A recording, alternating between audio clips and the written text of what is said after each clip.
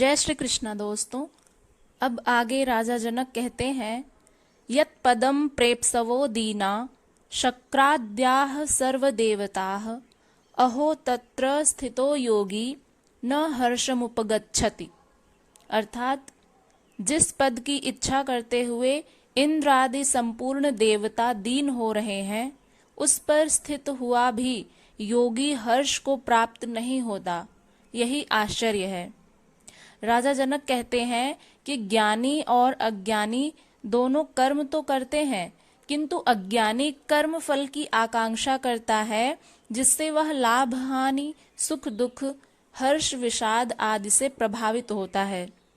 इसका मुख्य कारण उसकी इच्छाएं व उपेक्षाएं हैं। अज्ञानी कर्म आरंभ करने के पहले ही उसके फल की अपेक्षाएं निश्चित कर लेता है कि इस कार्य से इतना लाभ होगा या इतना आनंद मिलेगा। इसी लाभ के आधार पर वह अपने जीवन की आगे की सारी योजनाएं भी बना लेता है कि इससे मकान बनाऊंगा, वाहन खरीदूंगा, बच्चों की अच्छी पढ़ाई की व्यवस्था करूंगा आदि। जब उसकी वे अपेक्षाएं पूरी नहीं होती तो शेख चिल्ली की योजनाओं की भांति उसके कल्पना के महल ढह जाते हैं, जिससे वह दुखी हो जाता है। यह दुख पदार्थों से नहीं, अपेक्षाओं के कारण होता है। जनक कहते हैं कि इन इच्छाओं के कारण ही इंद्र भी दीन दुखी हो रहा है। उसको भी खतरा है कि कोई मेरा स्वर्ग का सिंहासन न छीन ले।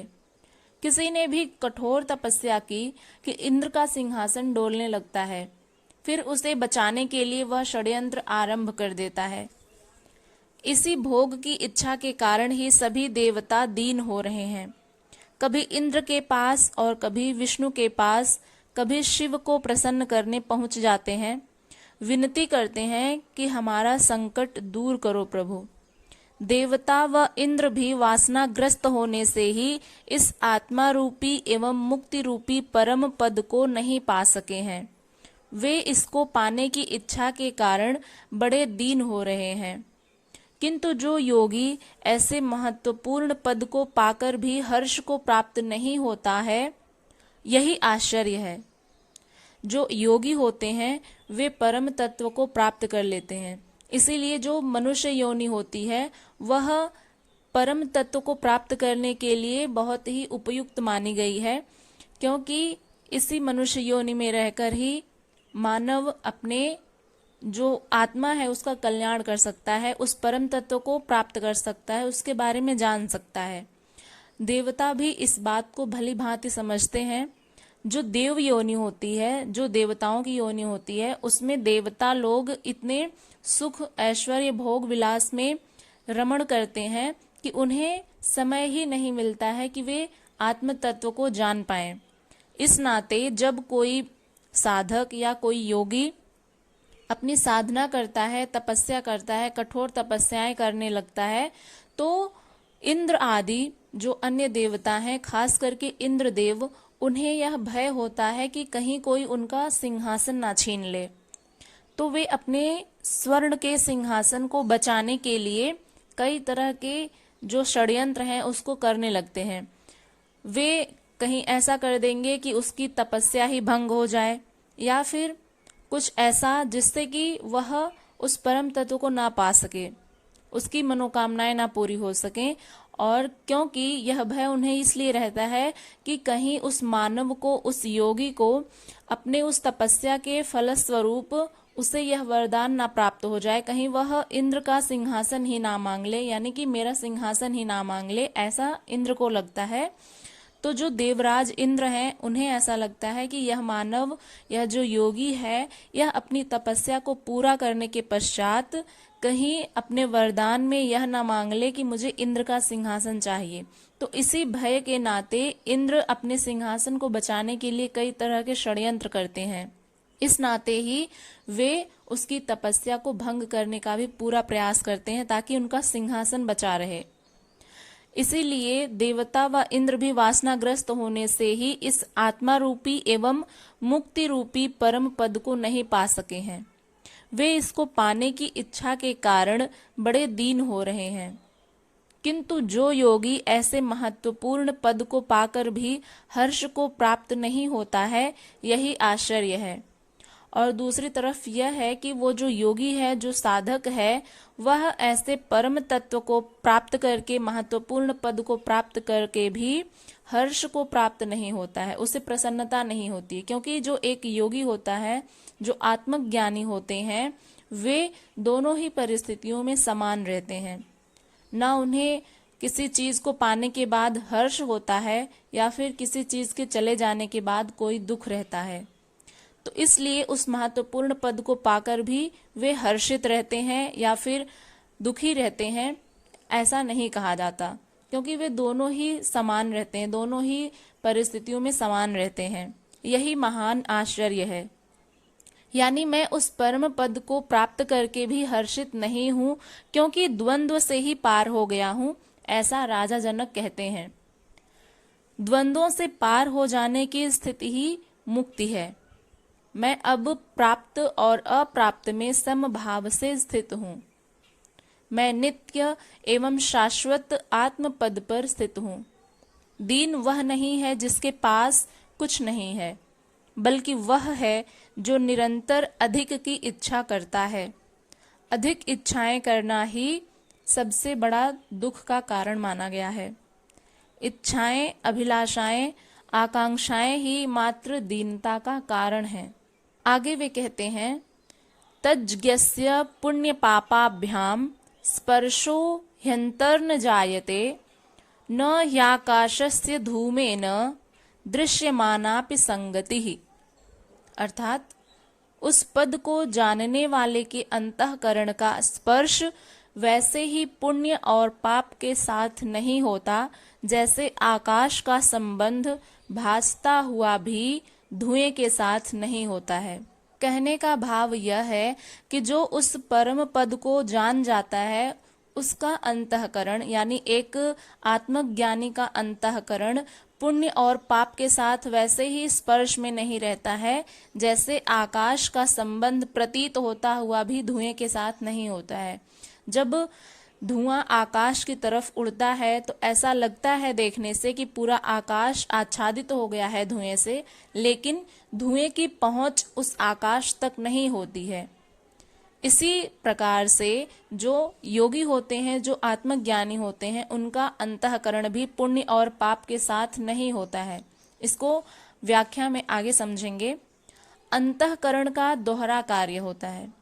यह जब शरीर, मन, बुद्धि, इंद्रियों के साथ होकर इच्छाओं एवं वासनाओं से ग्रस्त होता है, तो यह पाप और पुण्य का भागी होता है। किंतु यह शुद्ध होने पर आत्मा का अनुभव करता है, तब यह विकार रहित होने से पाप पुण्य का भागी नहीं होता। ये पाप पुण्य के भाव उसका स्पर्श भी नहीं कर पाते। पाप पुण्य एक धारणा मात्र है, यह कृत्य में नहीं, भावना में है। ये शरीर कृत नहीं, मानसिक है, जिसका प्रभाव अहंकार के कारण होता है। जब चित्त वृत्ति अहंकार रहित हो जाती है, तब अंतःकरण शुद्ध हो जाता है। चित्त की वृत्तियां क्या हैं? चित्त की वृत्तियां हैं कि जो मन हमारा सांसारिक विषयों में, वासनाओं में ग्रसित रहता है, वही होती हैं चित्त की वृत्तियां। उसको खींच लेती हैं। काम, क्रोध, लोभ, मोह, द्वेष, प्रेम, अहंकार, घृणा, ये सब चित्त की वृत्तियां होती हैं। तो जब इन चित्त वृत्तियों से हमारा अंतःकरण अहंकार से रहित हो जाता है, तो वह शुद्ध हो जाता है। आत्मज्ञानी का अहंकार खो जाता है, कर्तापन ही खो जाता है। फिर पाप पुण्य का प्रभाव किस पर हो सकता है? क्योंकि जो कर्ता होगा उसे ही उसके कर्मों का फल मिलेगा। तो कर्म फल पाप और पुण्य को भी देने वाला हो सकता है। तो जिस प्रकार का कर्म होगा उसी प्रकार का आपको परिणाम मिलेगा।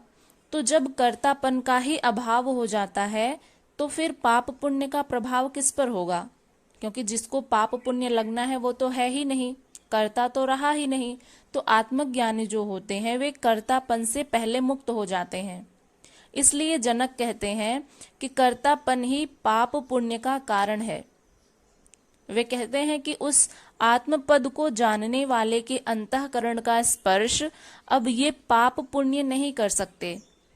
जैसे आकाश का धुएं के साथ कोई संबंध नहीं होता है, आकाश धुएं से अस्पर्शित ही रहता है, यद्यपि दिखाई देता है कि इस धुएं से सारा आकाश आच्छादित हो गया है।